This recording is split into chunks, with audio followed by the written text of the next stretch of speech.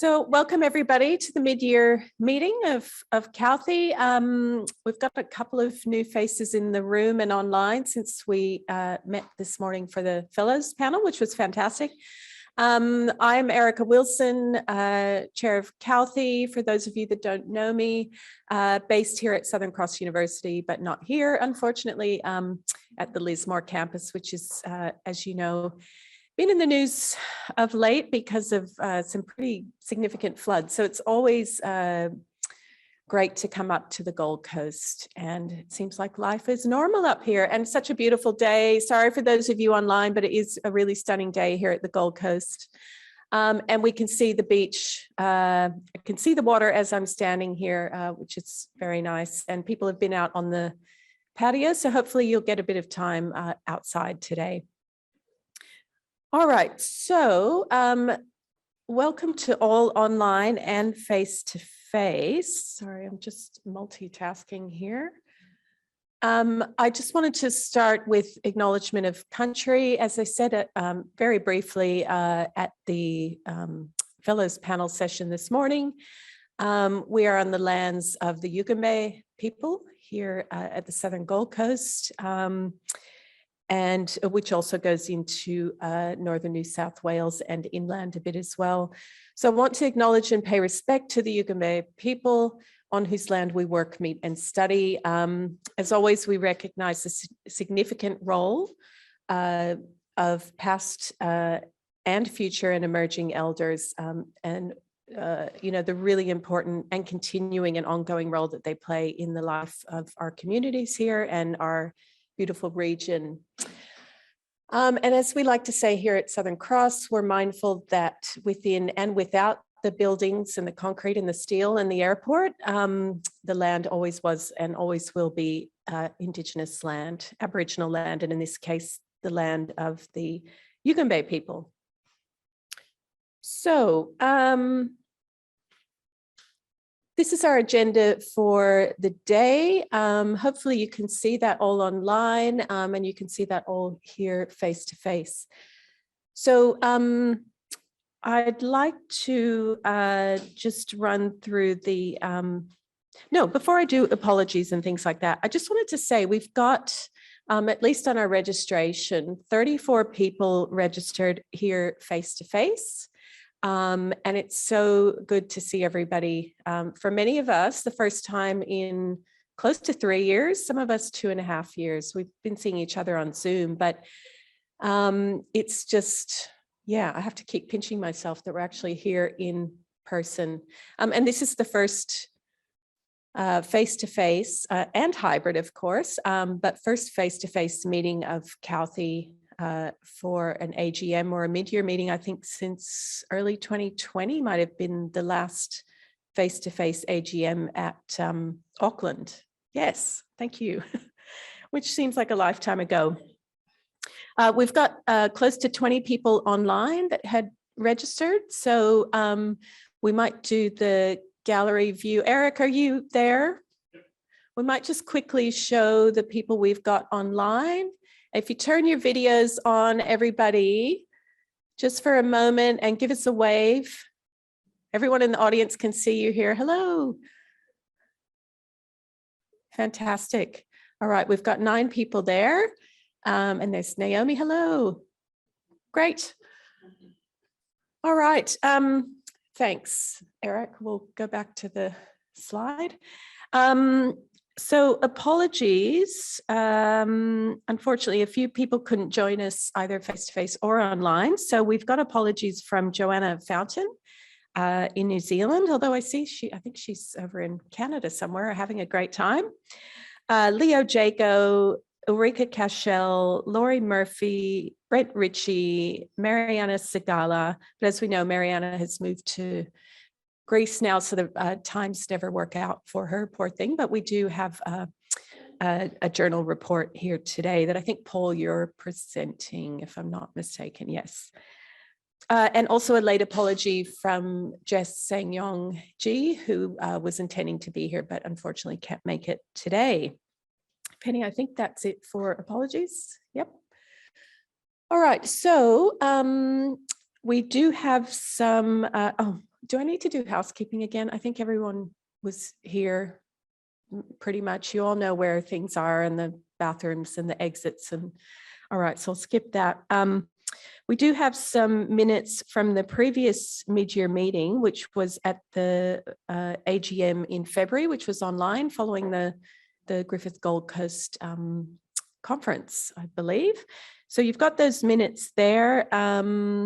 Unless there's any comments or suggestions or changes. I can't see anyone online, but Richard, I might just kindly ask you and Naomi just to be our people on the Zoom and just sing out. We can hear you if you need to say anything, just so I don't forget. Just let us know if there's any comments or chat there. But otherwise, if I could get someone to second the minutes. Yes, Guy. All right. Great. And another person, I think we need two. Oh, okay, Tamara. So yours go up first. Thank you. So just checking again, no business arising, nothing from the minutes. Okay, good.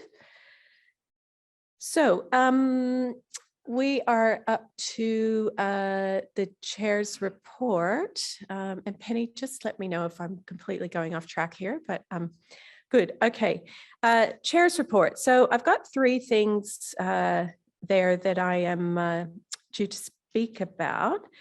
But I just wanted to open with saying we are in a really strong position with Calthy, and thank you to our current exec, but also our previous chair, Kirsten Holmes, who was the chair for 3 years. Is that right? And the previous chairs, of course, of Calthy and the previous execs. But as you'll hear through the Treasurer's report and some of the other reports today, we are in a really good position. So I just wanted to note that we have the highest number of members that we've ever had right now. And this is following a significant pandemic, a complete disruption in not only higher education and the tourism industry and our fields, and at a time where we're seeing tourism and hospitality education, many schools and departments are still closing down. So I was really heartened to hear your comments today, Bob, about the recruitment that's happening in this space again, because it has been a pretty significant pause in that space. So we have 273 members of Calthy. 174 of those are associate members and just close to 100 student membership. So it's just a really significant HDR base that we've got, and just wanted to thank those of you HDR, PhD students online and face-to-face that have joined us today. It's a really important part of Calthy and who we are. So 273 members. We also have 32 chapter memberships, and that's holding pretty strong. We have declined by 1 or 2, I think, in that space since we last met, or in this year. But again, that's holding really strong, which is fantastic to see.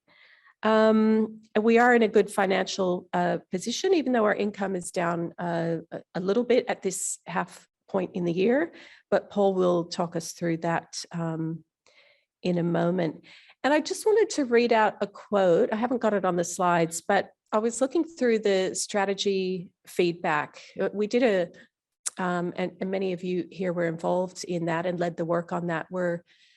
We did a review of our strategic plan, and all of our members, our fellows, chapter directors had some input to that, and we had focus groups. Thanks, Effie. I think you led many of those online, and other people that I'm probably going to forget, but and Edmund Go did a good summary of that as well. So I was looking at the quantitative feedback and the qualitative feedback recently, and one quote stood out for me from one of the fellows focus groups, who shall remain nameless, but if you recognize this quote, it's a great one, but I just wanted to share with you. They say, they said in their open-ended question feedback that Calthy is a must-join grouping for any Australasian institution that is serious about tourism, hospitality, and events education, and it provides us such a strong base.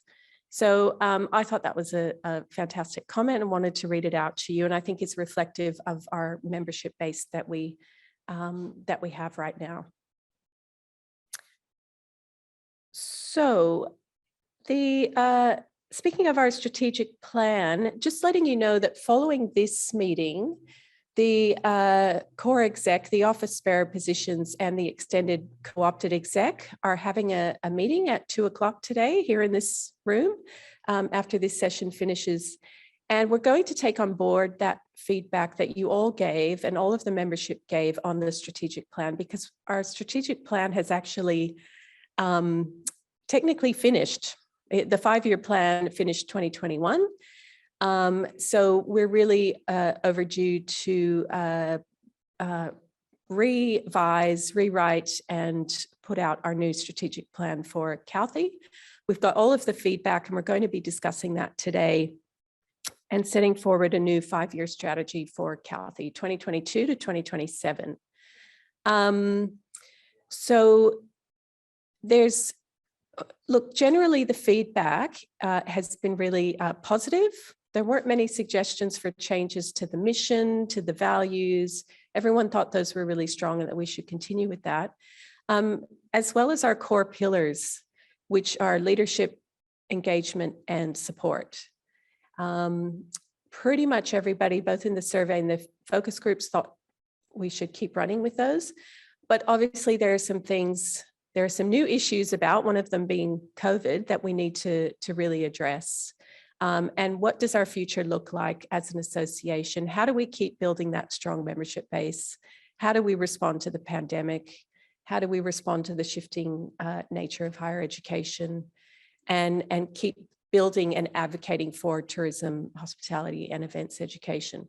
So we're going to have a good chat about that this afternoon. And my hope is that we can bring a revised draft of that strategic plan back to the September executive, and then start to put that out to the wider Calthy membership, most likely at our AGM when we meet in Fremantle, yay, which is fantastic. A couple of other things. We are pretty close to finalizing the Calthy pledge. So many of you were involved in that, and you would have seen the pledge presented at the February AGM. So we are again going to have a bit of a chat this afternoon in our strategy session just to finalize that pledge. It's pretty much done, but we need to get it into a short, sharp version that we can put up on our website, post everywhere, and encourage people and challenge them to take the Calthy pledge, which is really about making us a more inclusive and diverse association, which interestingly was one of the things that came up in the strategy feedback as well. How do we keep being an inclusive and diverse organization?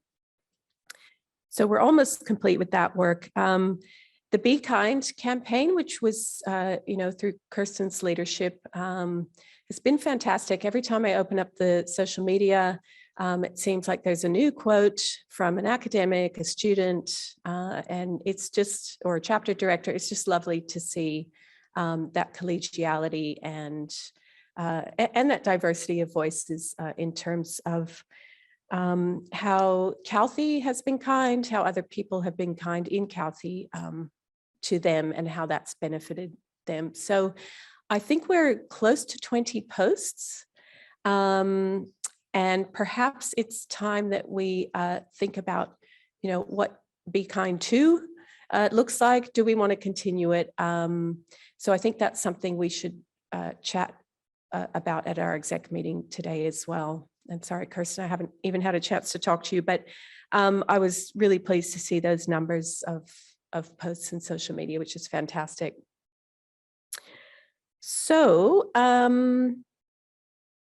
what else did I want to say? I think that's probably it, and I'm up to my time frame. I did just want to thank, of course, Penny, as always, who is very humble and doesn't want any attention there sitting in the corner, but just thanks to Penny for helping to get this day ready. And as always, her reports and her agendas are very thorough and clear, and she guides me very well and all of the executive and all of you. So thanks to Penny. Yay. All right, so we can take questions through each report. The idea is we'll move through this agenda, and I'll come to Paul in a moment, who'll come up here, and then I'll just get the speakers to come and speak at the lectern. But does anyone have any questions? First, I'll go to online. I'm actually logged into the Zoom, so I can see any chats. But Naomi or Richard, is there anything you wanted to ask for my opening or chair's report? Or anyone in the group there? We don't have any questions online, but just, yeah, thanks. Just to back up, I guess, the thanks to Penny for the work that's gone behind that Be Kind campaign and loading things onto social. Thank you. Yeah, thanks very much. Thanks, Naomi. All right, any other questions from the audience? Well, good. Excellent. All right, that's it for me. Paul, do you want to wander up from the back there, and I'll hand over to you. Do you want we'll do that. There you go. There you go. Thank you. Okay, thank you. Thanks very much, Erica. I want to cleave my presentation into two sections. The first section says everything's tickety-boo, the money's looking terrific. COVID, as challenging as COVID was for everybody else, COVID's been a big win for us. We've run 2 conferences, we've generated more membership than ever, and we're actually doing okay, which is the first part of the conversation. And so I want you to feel comfortable, but not relaxed, comfortable, but brave. The next part of the story is a reinvestment program of those significant funds to reposition Cauthy for the future. As many of you will know, we have made the decision to bring the staging of the conference in-house. And so Cauthy will take the commercial risk in running our conferences. We'll work with a PCO in the staging of them. But by bringing the risk of running the conference in-house, it disconnects us from being an institutional driven conference. So those colleagues at the smaller institutions are now in a position to actually bid for a Cauthy conference to be held on their campus, because they are not reliant on their institution funding it.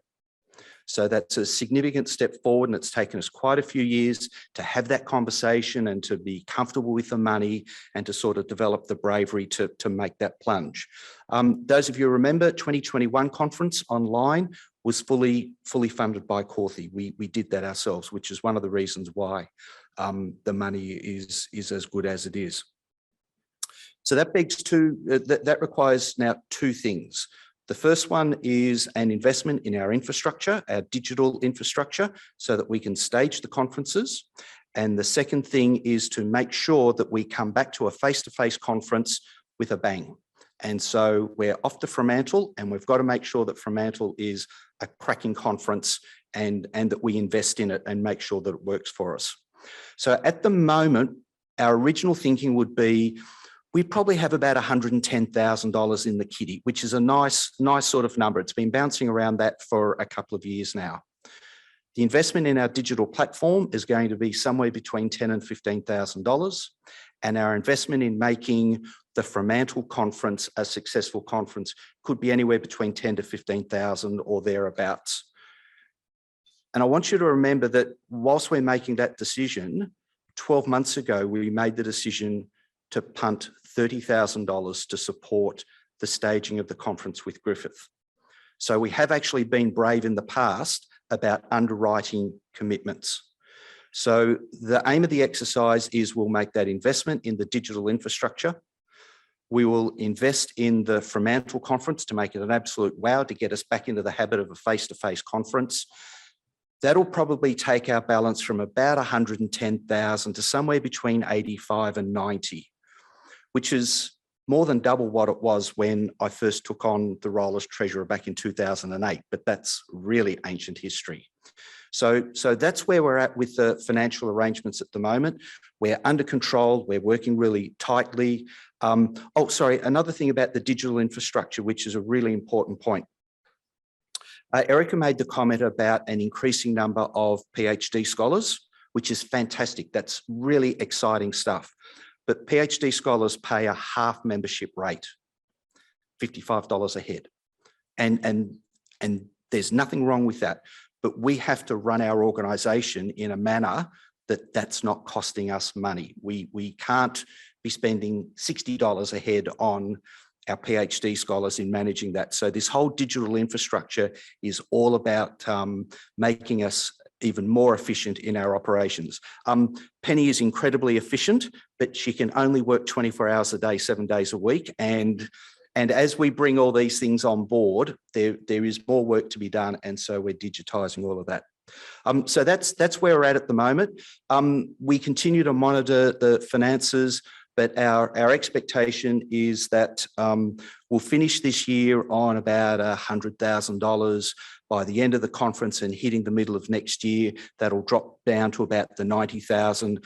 But then I expect 2 good conferences and we've caught up. So there is a bit of long-term upside in all of that. But the two key figures that you just need to recognise in all of those numbers there is that the bank balance is good. It's a good, strong number, and there's nothing on the horizon that's going to upset that. I'm happy to take questions or comments or observations.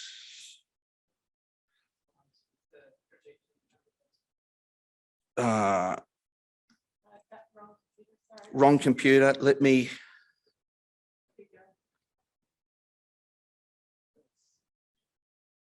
That's our projected income.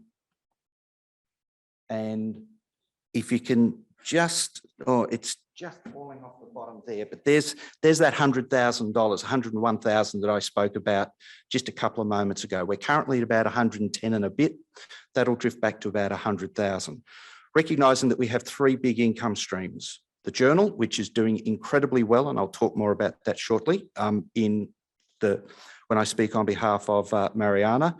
Memberships and the conference. The conference we've now brought in-house, so we have greater control over that, and we'll see more money come through that. Memberships are driven by the conference. The more people that come to the conference, the better the membership. So it's really important that we get people back into the habit of coming to the conference. There we go. Questions, comments. This room is much warmer when you stand up the front and talk, you know. Noel, oh, sorry.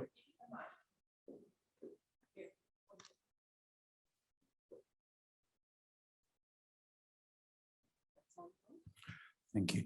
I was a treasurer a few years ago, and so I think at that time we had 130,000 or so in the bank. So if we're thinking about how the cash is going, it's actually declining. Do you think that in 5 years' time, given that this year we might have what, 5–10% inflation? I don't know. So everything's gone backwards at 5 to 10% a year. Do you think that in 5 years' time, at the end of the next strategic plan, we will have a budget of $200,000, or will we still have a budget of $100,000? Now, that's you. I mean, that's a difficult question for any treasurer. But... No, it's an easy question. Okay. It's a really easy question. And those of you who read my rambling papers will understand exactly what I'm talking about here. As treasurer, my job is to make sure that Cauthy has available to it as much money as it needs to do the good work that it does. That's it, full stop. So my papers, I try and be valueless in the sense of, here's a pot of money, we've got 110,000, we're going to spend some on this and we're going to spend some on that. If the membership, if the executive turns around and says, we want to spend money on X, or we want to provide support for a particular group, or we actually want to lower the membership dues because we want to make Cauthy more accessible, my job is to find a way to make that happen. So pots of $200,000 or $250,000, that will only happen if the Cauthy membership says, no, we're in the business of hoarding money, rather than we're in the business of leadership, development, and supporting the discipline. Well, collectively in the room, there's an answer, and it will burble up. But Noel, we always thought that a pot of 100,000 there or thereabouts was a magical pot of that sort of gave us some gravity and some substance. But that's it. We don't need to have a pot of $200,000 because we're a benevolent organisation. We are here to do good work. And if we spend that money on good work, well, then that's our job.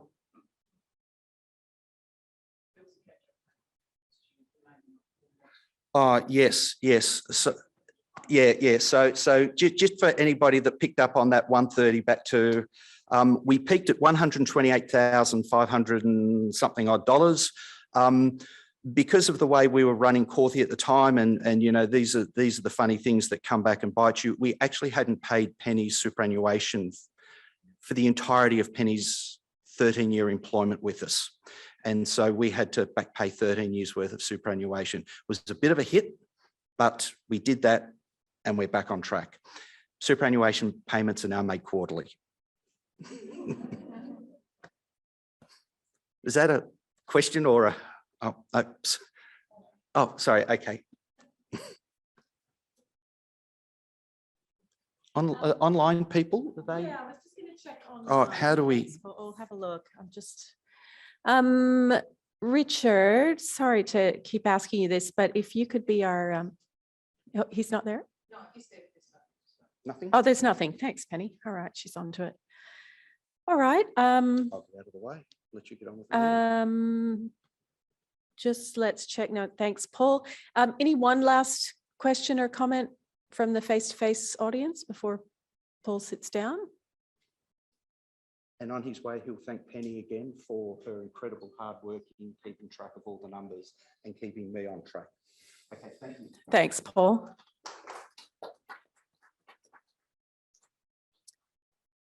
Okay, so now we have a series of reports for about 15, 20 minutes on conferences. Speaking of conferences, yeah, no? Thanks, Penny. Oh, look, you've got it there. Okay, so Leonie, if I could ask you to come up and report on 2022. That was only a few months ago, but it must feel like a long time. I'll just ignore my laptop. Okay. Thanks, everyone. It does feel like a long time, and we're just commenting just prior that it's very strange that we actually ran this conference this year, but it certainly feels like, I don't know, years ago. It really does. I'm very pleased to be here at the back end of the process of running the conference. Griffith University ran the conference from the 7th to the 9th of February 2022. We were supported very much by a large team of Griffith University colleagues to run the conference, and it wouldn't have been possible without their support and without their input. We also had a large number of sponsors also supporting our efforts, and just acknowledging in the room, we have Guy from Griffith Aviation and Sarah from Griffith Institute for Tourism, who were two of our sponsors supporting the conference.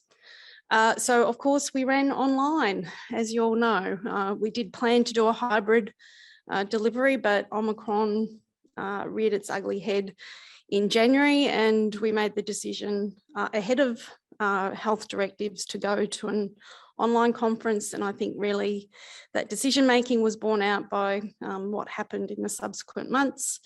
The full report is there. I'm happy to take any questions. Just to highlight that the evaluation was very positive in relation to the conference. I think from 60 items evaluating the pre-conference, the during conference experience, and just the overall conference in its entirety. I think all but 10 of those items were above 4 on a scale of 5. So a very positive experience overall. I also had a number of unsolicited lovely emails from Kathy colleagues after the conference, thanking Griffith and the team for delivering the conference in a very short time frame. So we really only started to plan for the conference last May. So a very short time frame to be working to. So happy to take any questions in relation to the reports. And I think I'm also reporting on the PhD ECR report as well. Is that correct? Yes. Now, the PhD ECR workshop, my colleague Elaine Yang, or Dr. Elaine Yang, has prepared that report.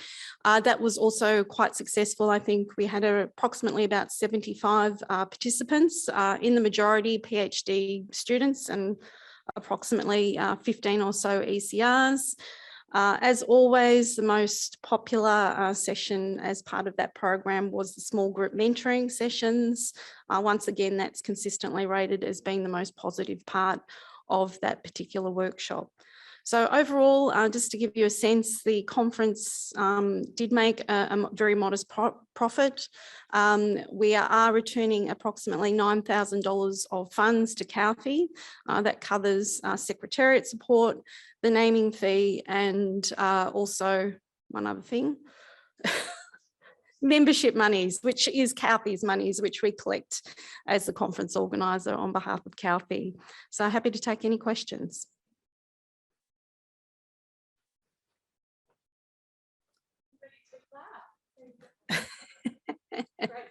Thank you.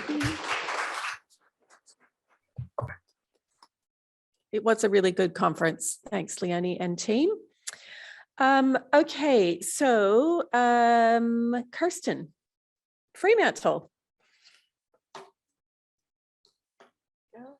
Thank you. And no, I haven't, no. So as we already heard, I'm absolutely delighted that we'll be finally hosting the conference, the CAUTHY conference in Fremantle, 7th to the 9th of February, 2023 at the Esplanade Hotel. Our conference theme is West, East, South, North, redirecting research in tourism, hospitality and events. And obviously within that, we will include teaching, innovation and scholarship as well. So this is a joint consortium of Edith Cowan Curtin and Murdoch University. So we're all working together on this. So I'll just run through the sort of key conference committees. So our scientific committee is led by Michael Volger and Joanna Pierce. Our PhD ECR workshop by Diane Lee, Michael Hughes and Unjun Kim, and our social events and social media by Yohei Okamoto and Miming Cheng. And we're also, we have Ina Reichenberger from the CAUTHY Executive working with us on the conference as well. So we have circulated our first call for papers. Hopefully you've all seen that. We've engaged Forum Group as our PCO.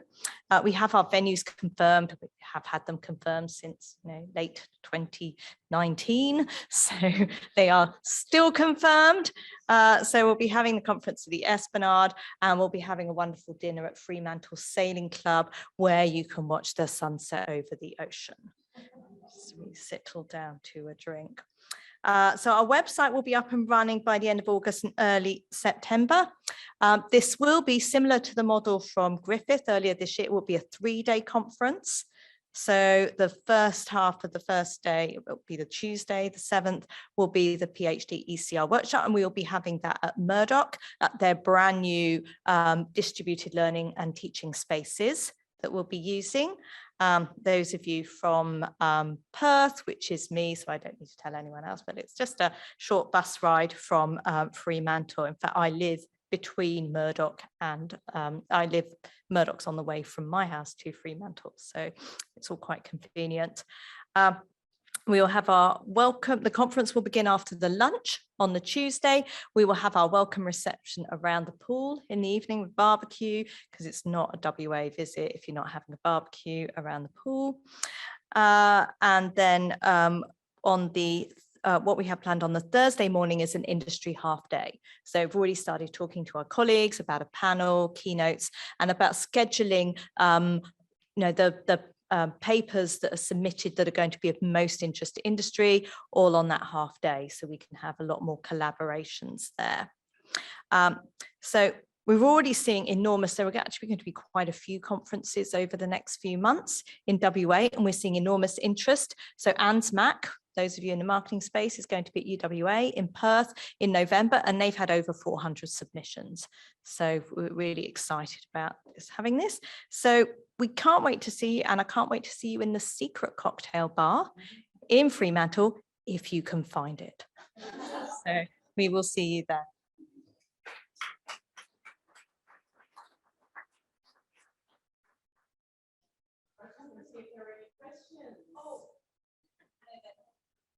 Any questions for Kirsten?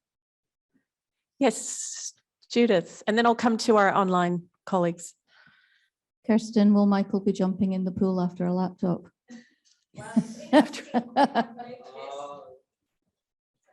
Sorry, for those people who don't remember that conference, Michael Hughes jumped into the swimming pool at the reception after a laptop. Yes. I did notice when I was there doing a recce a couple of weeks ago, they've now put a fence around that pool. Disappointing.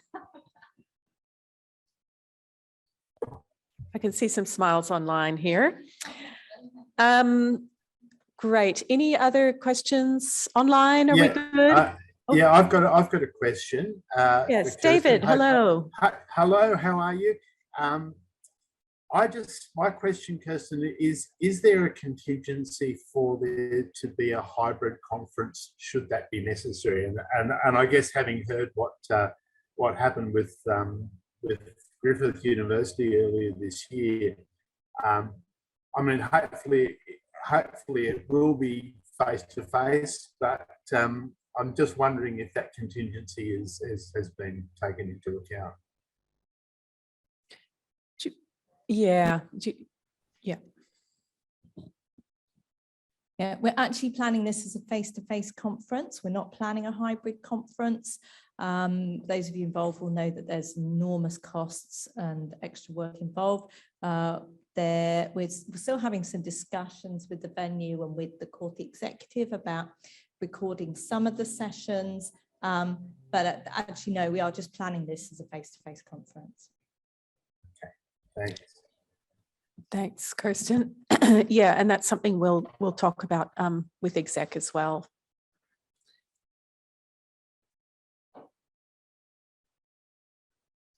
Yes, Paul, do you just, they can't hear you online, sorry.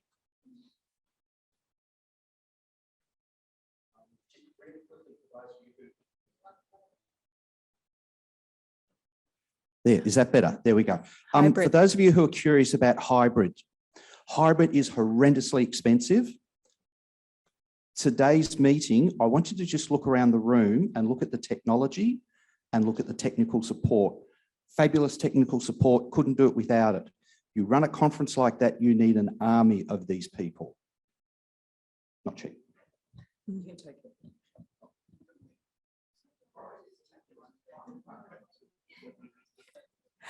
All right, thanks, Paul.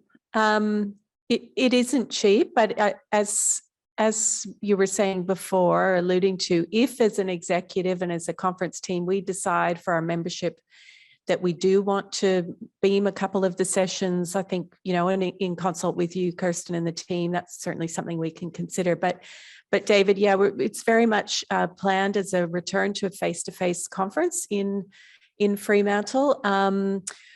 I don't even want to say we're pretty confident, but we are in this day and age of the pandemic that, you know, the Australian government won't be returning to border closures. And I think that's what we're proceeding on. But yeah, we all know that COVID, it doesn't look like it's going anywhere anytime soon. But, you know, here we are face to face. We've got some colleagues on Zoom, which is working well. We can think about it, but yeah, we're promoting it as a full return to a face-to-face conference. So I think that's something we'll reflect on and think about. Okay, so very exciting. Thanks, Kirsten.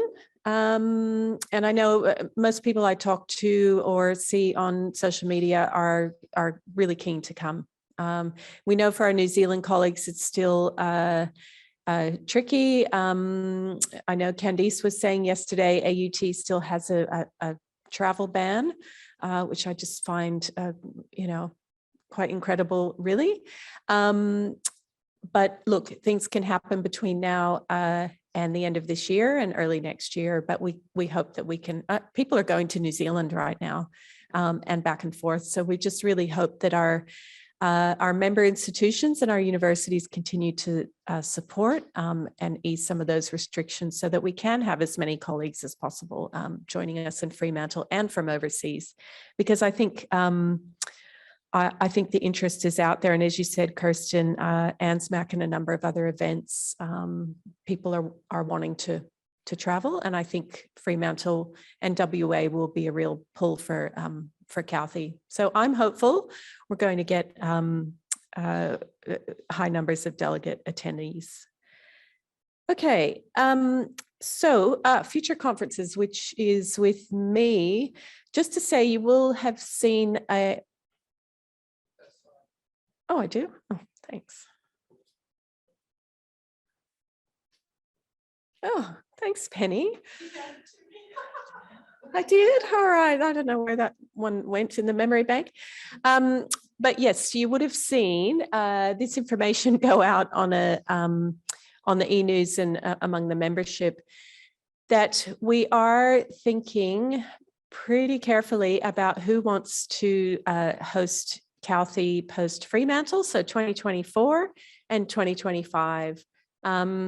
So please, if you're interested, New Zealand, Australia, colleagues, just please let us know, because we do need to start planning as soon as possible. It's been a really disrupted space, as it has been for Kirsten, as it was for Leonie and the online conference. And we've progressed and run these conferences on really short timeframes, which isn't ideal for anybody, and quite stressful for the conference organizers. So we're just trying to put in train some plans for the next 2, even 3 years. If you're interested in something, 2026 or 7, let's get it in the system and start thinking about it. And as we've been saying, Paul and the exec, we are looking towards a new conference model in terms of how we administer and the digital systems that we use, etc. But we still need a location and a host and a consortium approach, if that works best for you. So let me know, let Penny know, or both of us, start thinking about it. And we can start to plan for Calthy's future, because we all hope we can continue and we all want to continue face-to-face conferences. Yes, okay, bids to be tabled at the next AGM in February, at least for 2024, certainly, but if we can do 2025 as well, or at least just a indicative bid would be excellent. And we have some bid guidelines. We're just refining those a little bit, but we'll get those out to you as soon as possible. Right, what else do I need to say? That's probably it. Yes, Bob, can you just use the trusty microphone? There should be one just on the shelf there behind you. No. I've had some informal conversations with some people from the University of the South Pacific in Fiji, and they also expressed an interest in potentially hosting Calthy. So if you can pass the bidding documents on to them, that might be worthwhile as well. Yeah, and if your contacts there can get in touch with us, Bob, that would be great. Just, is that, I'm not sure who that is. Well, right now it's Professor Stephen. Oh, it's Conant. Stephen. Yes. Yeah. Okay. And there's some others as well. So yeah, I'll get in touch with them. Yeah, great. Okay, thank you. Yes, Guy. Sorry, microphone. And then I'll come to our online comments in a second. It's not about the online, it's more Calthy is an amazing experience, but it's one that it's expensive. And we are privileged that we live in a wealthy country that we can afford to go to a conference that is very expensive. Is there an opportunity for us to record some of the keynotes? Because there's also an opportunity here for CALFI to lead the way around making Australia a destination for research in tourism. Like some of that material with a little bit of resource could be on YouTube, for example, to really highlight about the quality of what happens in the research in Australia. I have colleagues in Brazil that I talk about CALFI to them. When they look at the price, it's just something unthinkable for you to afford. But that does not mean that these colleagues couldn't have the opportunity as well. And it could be Brazil, could be Indonesia, could be so many other countries that at least these amazing keynote speakers that we have, if they were recorded and widely made available, I think we were making a contribution. Yeah. And this wouldn't be just an opportunity for those that can afford. So thanks for that. Thanks for that, Guy. And I think, we're always very reflective on the registration fee for both students and members for CALFI. And I think, look, that's something we're actively discussing with the conference team now. But I think it goes to that point about, not necessarily hybrid, but how do we make elements of CALFI or the conference or the activities that we're doing available to people around the world. Yeah, I'm not suggesting to change what we have at the moment, which is an amazing conference. I'm just saying that let's try to make this available to those if we can. I hear what you're saying. And look, I think that goes to the heart of our mission and value as well.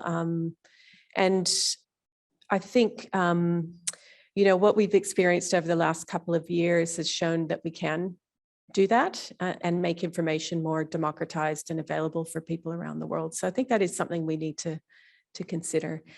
Sorry, Kirsten, I've just got one. I saw a hand go. Gabby, was that?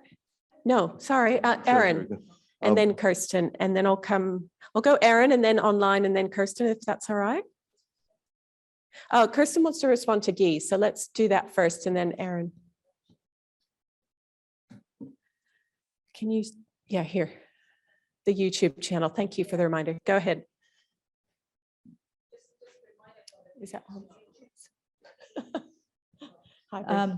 that we do have a YouTube, just checking everyone does know we do have a YouTube channel, and it does have quite a lot of materials on there from not just from conferences, but also from some other events as well. ISO chats are all on there. So we do have quite a lot of material there, and obviously we're looking at ways to add to that, but just I'm wondering how well known that is actually known already. So yeah, maybe not as well known, so it's always good for the reminder. So CALFI YouTube, and if we need to, I think that's on the website, Penny, but if we need to send it out again, we can do. What I might do, Aaron, just give me 1 sec. I'll just check with our online colleagues, speaking of hybrid, and just see if there's any comments there. Carrie, you've got a comment. That's Carrie King from Hotel School about the SIG. All right, thank you. And another question about the SIG from Tracy. And she says, FYI, the CALFI YouTube channel has 38 subscribers, so there is room to grow for the digital files. Excellent. Any other questions, verbal questions from the group online? Future conferences? Maybe you're all thinking about a potential bid. That would be great. No? Okay. I can't see any hands up or voices. So Aaron, to you. Thanks, Erica. My question relates to the clarification of what you mean by the term consortium bid. Does that include a destination, a convention center, and a chapter member? Or are we now with the bid manual opening up hosts to include things like affiliate members?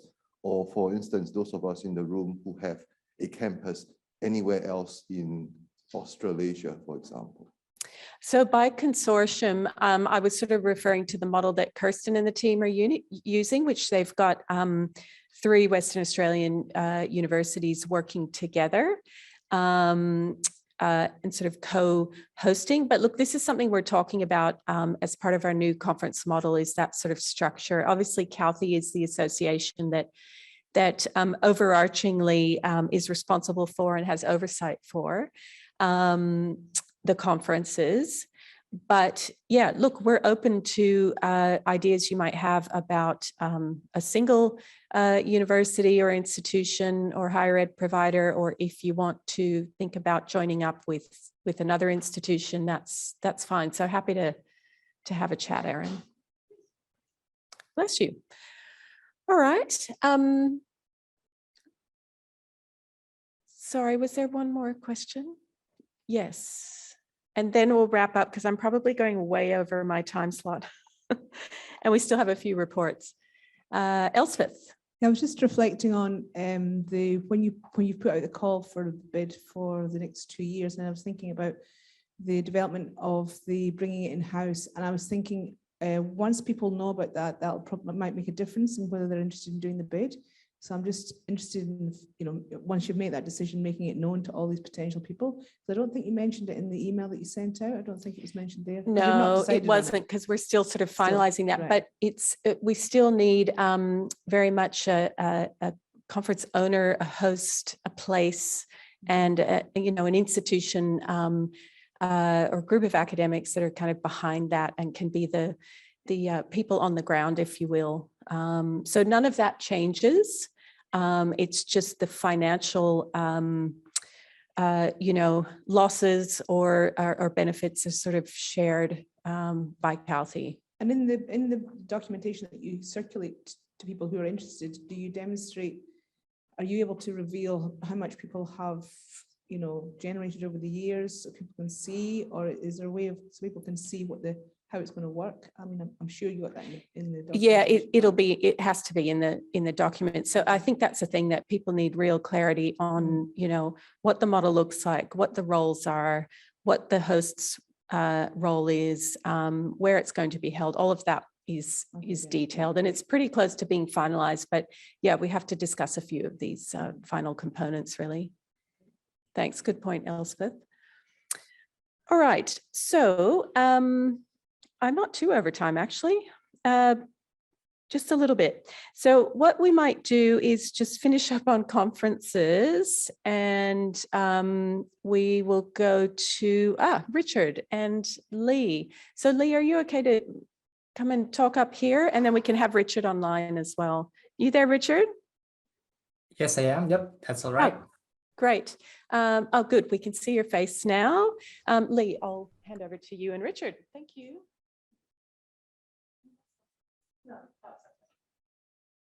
Thank you. Hello, everyone. Lovely to see you. And hello to people online. My name is Lee, and I'm the student representative this year. I'm going to talk briefly about what we did in terms of the PhD activities. Then I will pass it on to Richard, who will talk about what we're currently doing in terms of the program. Okay, so in May, we created a Facebook group for our CALTHE student members. And the purpose is to promote CALTHE's upcoming events and activities, and also to gather feedback and comments from our student community, and also to help our student members to engage and communicate with each other. So currently we have 68 members, and the number is growing on a monthly basis, which is great. And the feedback currently I received is great from our students, saying that it's such a great opportunity and great idea to engage and have a platform to really engage with each other in an informal way.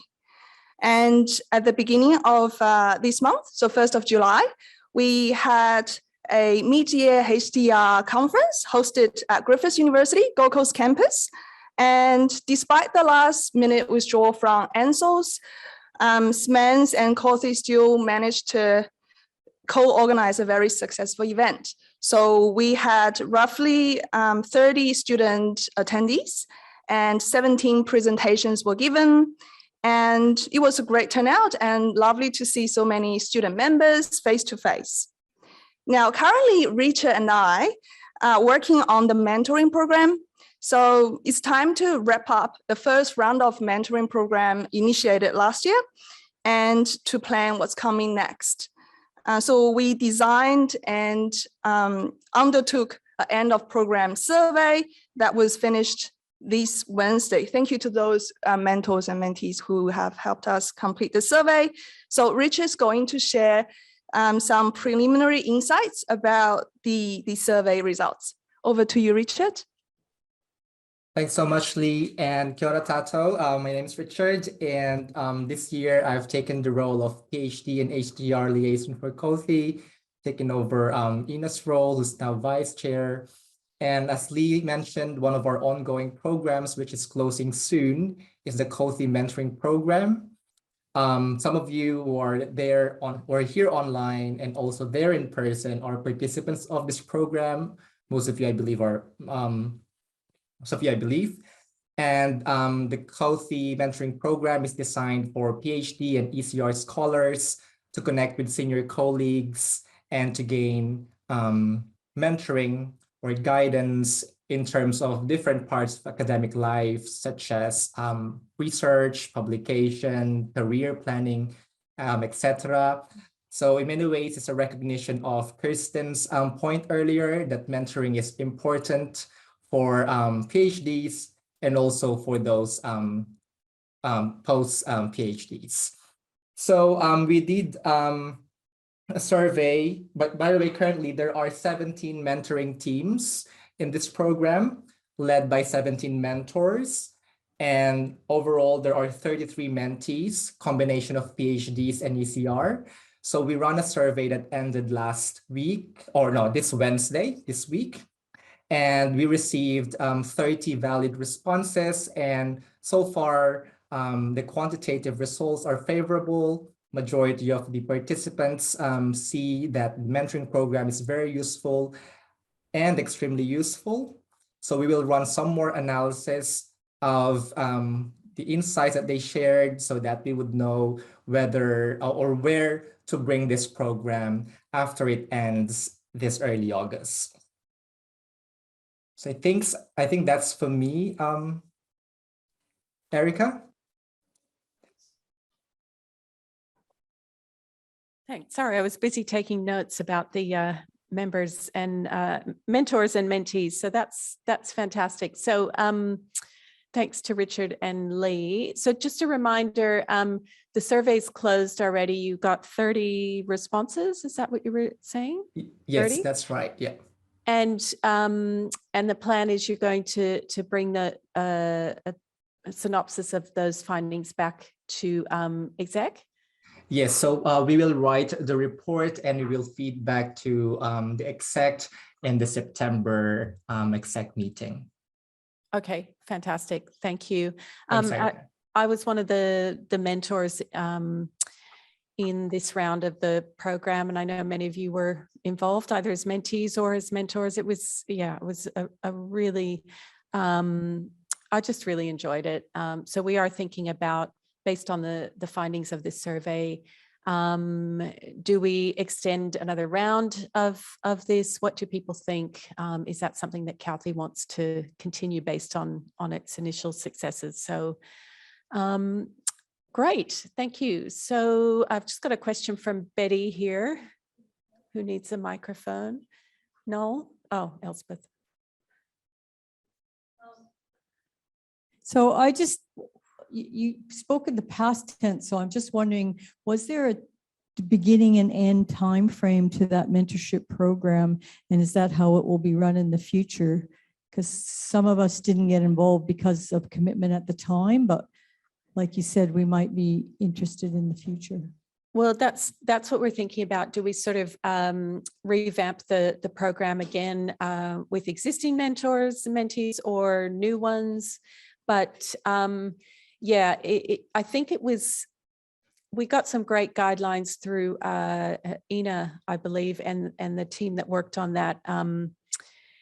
And it said this relationship can sort of go as long as you like, but most people found after about 6 months or so of meeting, and everyone met at different times, it was sort of a natural end. And that's certainly what happened in my with my mentees. We just got to a point where we'd had some great discussions. They felt they'd gotten what they needed out of it. And then we've just sort of, I guess, informally closed that. But there are new students that have come on board to Calthy since that launched last year. Or was it the year before? It's all a bit of a blur. Yeah, I think it's something, and the survey results will help us with this. This is something that we want to continue, but it's sounding like, you know, you may be interested in particular, or others may as well. So good. All right. Thanks, Richard and Lee. Any other questions there from online? That you can see, Richard? Anything in the So chat? far, No? there are no additional questions, but just additional insights from that survey. We asked them if they like to participate again, and yeah, majority of the respondents said yes, they would like to participate did. again. But of Okay. course, as you mentioned, there could be new members that want to participate, and we will make some recommendations on that next September. Okay, great. Thank you. Penny, were you going to? I was just going to confirm or clarify that it was always intended to be a finite period. So it started around October and was going to finish around July. So it's sort of 10 months and then a review. So that would probably be the plan again. Great, thank you. Okay, good. Anything else from either of you, Lee, Richard? Okay, great. Thanks so much. And good to have you here, both in person and online. So Secretary's report and membership report from Naomi, who I think I did see there and hear there. Hello. Hi, how you going? Good.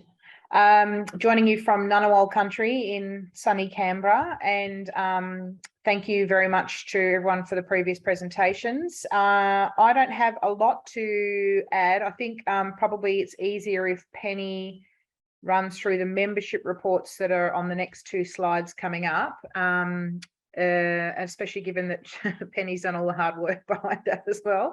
But with regards to secretary role, sent out call for, I guess, items for the newsletter, and we received some great articles and so on, which were in the April edition of the newsletter. I'll come back out to everyone again in August, which is starting next week already, to prepare our sort of September, I guess, edition of the newsletter. So if anyone has anything particular that they would like to see included in the second newsletter for the year, then please do let me know.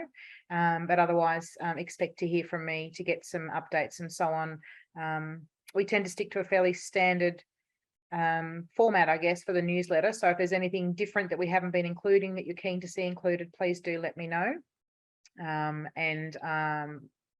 I really appreciate everyone replying promptly when I've sent out requests for things for the newsletter and the Be Kind campaign as well. So much appreciated for everything that's been sent through. Really looking forward to hearing about anything in particular you'd like additionally included. And also, again, a big thanks to Penny for all the hard work that goes into pulling it all together and getting it sent out. Great, thanks, Naomi. Yeah, I hear you. It is having done that role.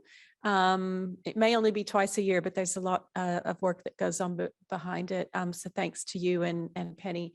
I can think of a couple of things just off the top of my head. The fellows' footnotes, Betty and Bob, are really fantastic, and there's a lot of energy in that space now. So thanks for always sending those through for the newsletter promptly, and just some great discussions. We should report on the mid-year HDR event, which you probably already have been liaising with Lee and Richard on that, Naomi. And of course, Fremantle, we should do something on the conference, amongst many other things, including this day. So Penny and I have been taking some photos, but if you have any good ones, send them to Naomi and Penny, and we could put something in the newsletter. All right, so we did have a couple of other slides, but just from the comfort of your chair, Penny, because I know you're multitasking. Do you want to, yeah, just do it from there. Is there anything you want to say to the membership report?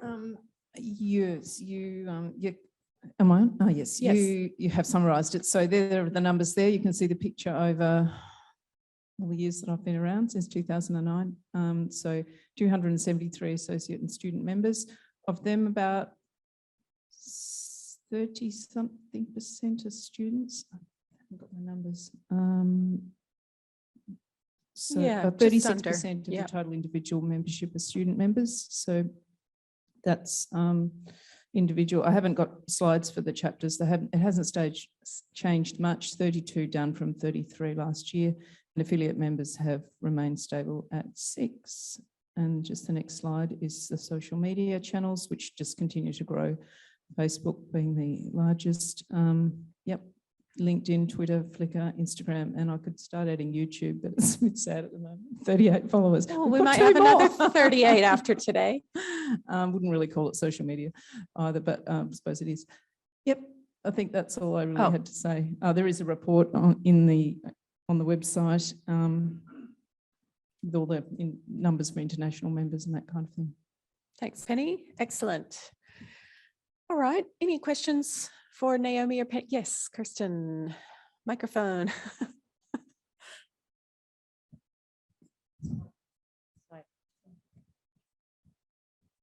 Just wondered what the breakdown was between student and affiliate members. I've got the numbers here, 174 associate, 99 students. Is that what you mean, or you mean the breakdown of the students? That is exactly what I mean. Thank you. Is that right, Penny? I think that's right. Yeah. Yeah, that's got the associate and students together. Yeah, so just above a third. All good? Okay. All right. Just conscious of time. So journal and publication. So Paul, are you okay to come back up again? And you've got the report there for reading. And thanks to Mariana. Next slide, she's telling me. Okay, thank you very much. So I'm speaking on behalf of Mariana.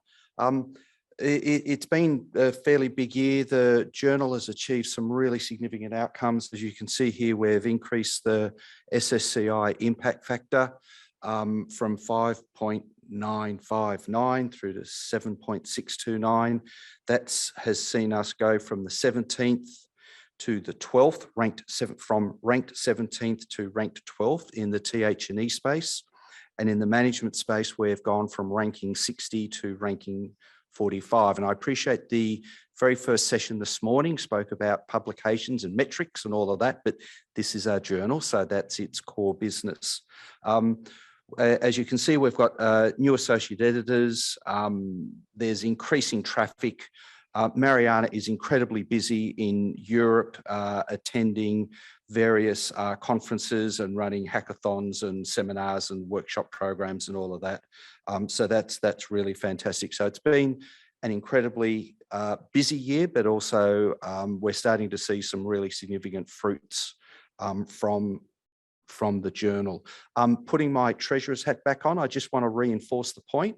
In 2008, we spent $4,000 to publish in the journal. This year, we picked up a lazy $12,000 in royalties from the journal.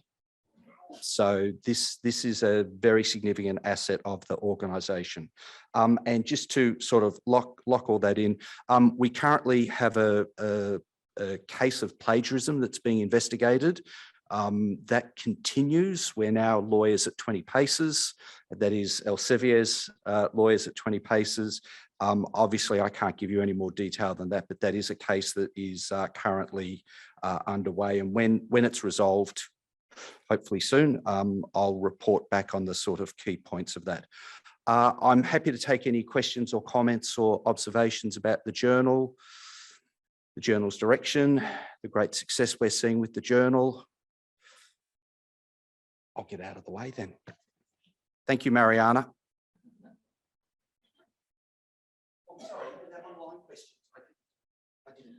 Yeah, my computer died, so I can't see them. Anything online, Penny or Naomi? They'll sing out if there is. No? Okay, thanks, Paul. That is something really to be proud of with our journal. So well done to Mariana and her editorial team, and thanks, Paul, for your work on it as well. Erica, just a moment. We have Yes. a question from the online participants from Tracy Dixon. Yep. Question is, with increasing popularity, how is this impacting acceptance rates? Do you happen to know the acceptance? It's in the written report is what I'm being told. And sorry, I don't have that to hand, Tracy and Richard, but Paul's just checking and we'll come back to you on it. We'll let you know in a sec. All right. So fellows report, Betty, Bob, both. Do you want to come up here? Then they can see you. You say, I got the mic, Bob. You can't do it. I've got the mic. Okay, well, come stand up here. Oh, do I have to? Yes. Sorry, you do. Oh, you've got a mic. All right. Oh, no, use this one. I'll make Bob do it next time. There was, no, I don't have a slide. There is a one-page report online. So I'll just highlight a few things from that. So we have 21 fellows at the moment. Some have fully retired, but what you might not be aware of is that the people who retire as professors rarely retire. So a lot of them are still doing stuff like me. I think a lot of fellows do individual things. So Mariana is a classic example. She's the editor of the journal. She's also a fellow. So we have a lot of fellows who are, well, you saw some of them up here today doing the panel discussion, but some of the things that fellows do in relation to Kauthi, you know, there are a lot of things like particularly around the conference, and I've written that in the report that they get involved quite a lot in presenting, being part of panels, contributing to the HDR workshops and those kinds of things. But this is the first time that for a while that we've, as a group, done something. So I think we would be keen to hear back from members about what they think of this sort of thing, the fellows coming together and doing something collectively as opposed to what they do individually. As you said, they do also write we take turns writing the fellows footnote column in the newsletter. And I've mentioned the conference. And there's quite a few fellows that are involved with the journal in various ways, like editorial board members, reviewing papers, that sort of thing. So I think the fellows individually are doing a lot of things, but we're sort of looking for what could we be doing as a group more often. So that would be my one sort of comment that I'll table, but you'll get more detail in the one-page report. So does anyone want to throw any questions or suggestions at me right now, or do you want to just cogitate on that? Bob McKercher has a comment.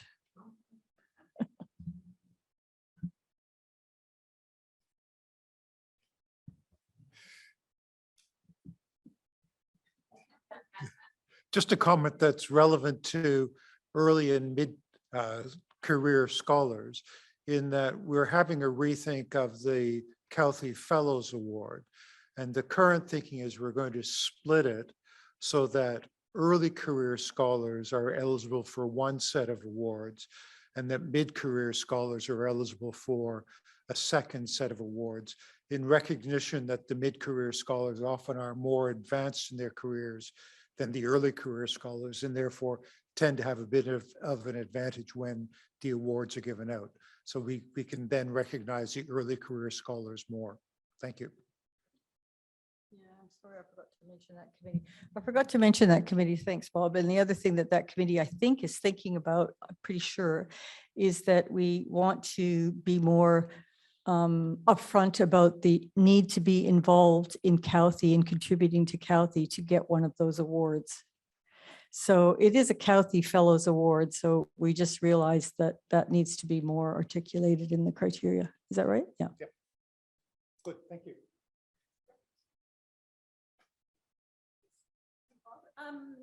Any questions for Betty or Bob? No?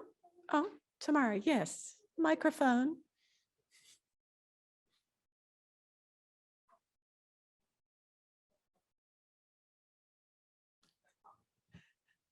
Neither's my eyesight. Just a quick question regarding the Fellows Award. Over the past couple of, did you separate it out that there's a Fellows Award for teaching and a Fellows Award for research? Okay, that's good. I recall that was just in the last 12 months or. Okay, I'll promote that more widely then. Thanks. It's all right. Richard, just saw you come off video mute there. Was there anything? No? Okay, great. I can just see your face, so it's good. You're my insight into what's happening online. Okay, thank you both. And again, just wanted to acknowledge the energy and the enthusiasm and the leadership that you're both providing for the fellows and on behalf of the fellows. It's much appreciated by Southey. Okay, right. Do I have any other slides that I'm meant to? Oh, oopsie. No, okay, so we're up to other business and then we are going to stop for lunch. Is there any other business? Yeah, Effie, and then no other business? Oh, yes, go ahead. Oh, hello. With the Fellows Awards, members from the exec excluded in that consideration for research and teaching, because often as ECRs, we try and increase our service to improve and get acknowledged, but then we can't go into those awards. So just a question to review that if that's possible. Okay, thank you. That's a good point, Effie. Because the awards are for up to level C, is that right? On notice, sorry. Yeah, okay. And yeah, whether there's, and certainly I can understand as, you know, more senior academics or exec members, I can understand why that was in the criteria, but there's a number of co-opted members that are often at, you know, HDR, ECR levels. So maybe something to think about. Yeah. Wendy, was that you that had your hand up? No? Yes? I'm sorry, Kylie. We just need a mic. Yeah. Thanks for that. It's not really a other business either, but it's a question for the treasurer. Oh, who's just left vanished. the room. he's run away. I just wanted to flag that with Southey taking over the conference running in-house, and we only have a 1 penny, we don't have a multiple penny, it might be sensible to hire an additional penny to run the conference if that's possible. I know you're talking about working with a PCO, but has that additional salary expenditure been considered? Yeah, good question, Kylie. Penny's role or the secretariat isn't really, you know, one that's involved in the, that's all right, I can try and answer it, isn't involved in the, or should be involved in the conference organization. But of course, the secretariat has spent many, many hours and years working on conferences, but we're really trying to separate that out under this new structure and have a sort of an overarching framework with the PCO, with the digital support, with the paper support, management support that we take forward from this year going on. So yeah, but certainly there's a lot of work involved in, as we all know, that have done it in organizing and managing conferences. But yeah, as much as we'd love to clone Penny in the secretariat role, it's probably not that role, but it needs to be built in somewhere else. But Paul, it was a question for the treasurer, but you weren't here. So would you like to add to that? The question was, do we need another Penny or secretariat given the workload involved in organizing and running conferences? So that was my explanation, but you may have other. Good question, good question. I suspect that with the emergence of the model, there may well be a Cauthy conference convener that will live within Cauthy that then provides that role. If I can hijack the conversation for one quick minute, for those of you who have staged the conference, you'll know that the torture of going to your dean and asking for permission and begging for money and all of that. You know the difficulty of finding a PCO and establishing the relationship and learning how PCOs work and all of that. And then the palaver of setting up the website and working out what goes on the website and all the rest of it. Our model saves you all of that because that's now been brought in-house. You don't have to go to your dean and ask for institutional resources because Cauthy provides them. If you want to hold the conference on campus, then obviously there's a commercial type deal with the institution or hold it on in a hotel or whatever. Yeah, all of those hassles, and we called it the Groundhog Day. Every Cauthy conference was a whole new PCO and all that. We're stopping that. But it does augur for the evolution of a person within Cauthy who will sit between the PCO, the website, and whoever wants to put their hand up to run the conference. Yeah. Thanks, Paul. I suspect. Yes, I think that's where we, as we were saying before, we really are discussing with some sense of urgency because we all have to be really clear and really clear on what those roles are. So it is a really timely and good question, Kylie, but it's not for the secretariat, but yeah, we've got to think about where else that happens. Because none of us on exec are, wanting to organize or spend time organizing conferences as part of everything else. So, okay, any other business? Oh, Tamara? Yes.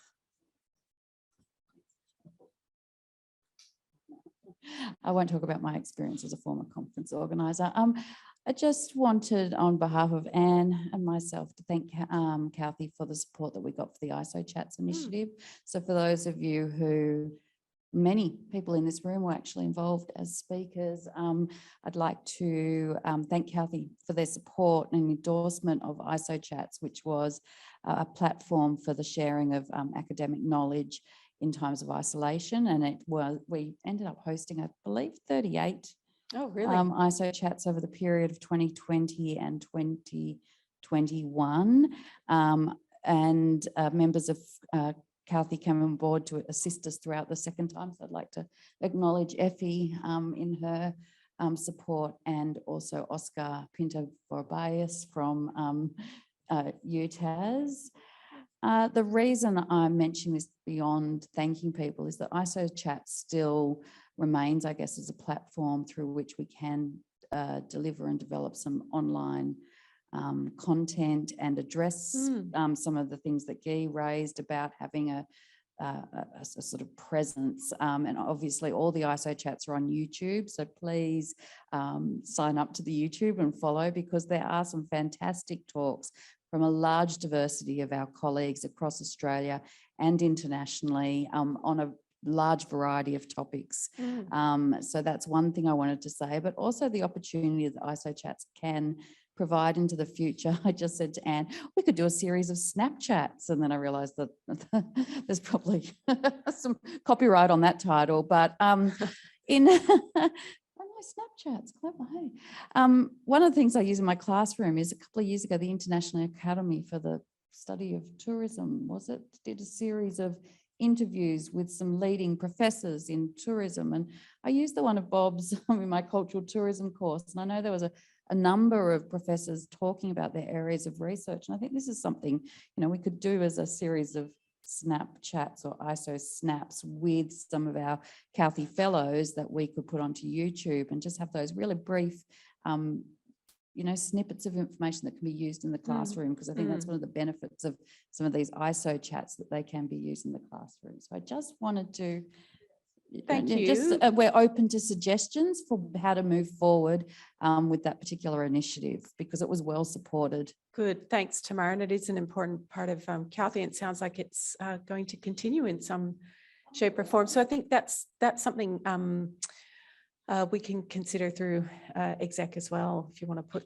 something forward. But Betty, from the I fellows. was just gonna follow up on that, like maybe as a first step, just even in the next newsletter, just reminding people that those things are out there and how to get to them, because I didn't think of YouTube till just now, till you mentioned it today. And I'm sure a lot of people, like the ones that you've included in your lectures, if those are still available online to some of the people that Guy's talking about who don't have, are very isolated and yeah, so maybe a first step would just be for Calthy to take some initiative to remind people that those are out there.